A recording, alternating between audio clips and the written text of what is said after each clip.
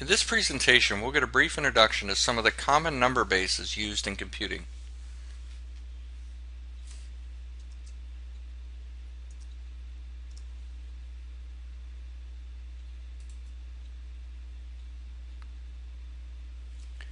When we talk about number bases, what we're really talking about is how we take a sequence of digits and translate that into a magnitude.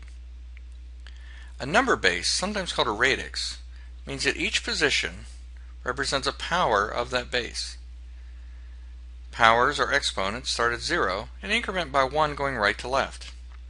Each digit in a given number is multiplied times the base raised to the power indicated by the position.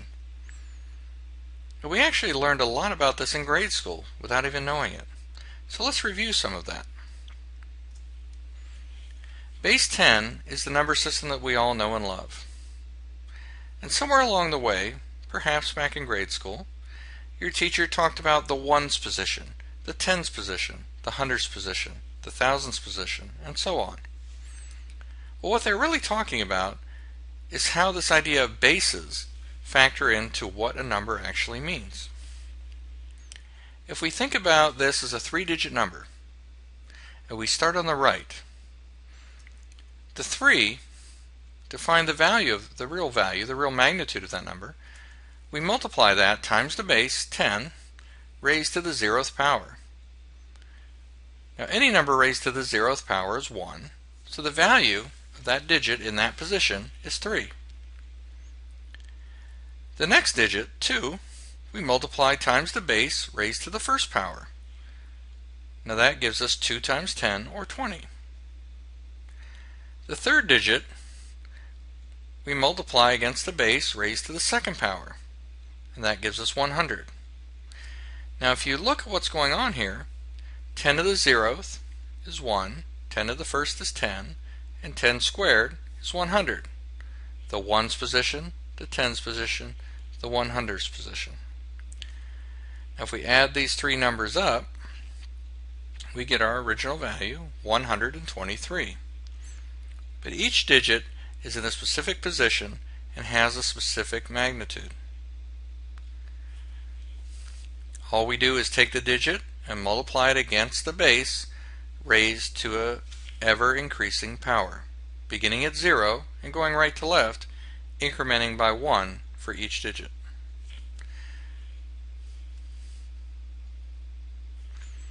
A number base also indicates the number of available digits. For example, base 2 means that we have 2 digits, 0 and 1. Base 10, our normal number system, means that we have 10 digits, 0 through 9. For bases above 10, we use letters to represent higher numbers. For example, A is used to represent the number 10, B is used to represent the number 11, and so on. For us, the main base above 10 that we will look at is hexadecimal, or base 16. Base 2, or binary, is the language of computing. Binary numbers are represented as sequences of 2 digits, 0 and 1. This system is used in computing because it's easily translatable to digital logic, where an electronic switch is either on, indicated by the number 1, or off, indicated by the number 0. In fact, the term bit is derived from the words binary digit.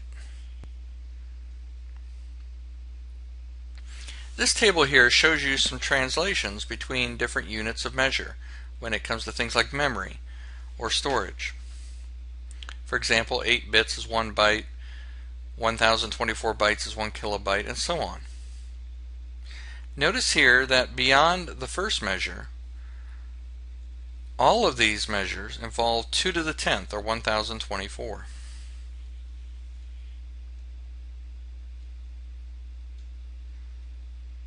So let's look at a number in base 2, or binary. A binary number has 2 available digits in each position, 0 and 1. It's either off or it's on. So what is this number in base 10? 101. The first position, we take the digit and we multiply it against the base raised to the 0th power. By doing that, we get the value in base 10, which is 1. The second digit being 0, we again multiply against 2 to the first power. Of course, that gives us 0. But the third digit, 1, we multiply against 2 to the second power. That gives us 4 in base 10. Now again, we add these together, and what we've done is translate this binary number into its base 10 equivalent. So 101 in binary is 5 in base 10. And notice again here, we take each digit in the original number, 101, we multiply each digit against the base, 2, raised to a power, starting at 0 and incrementing by 1 as we go right to left.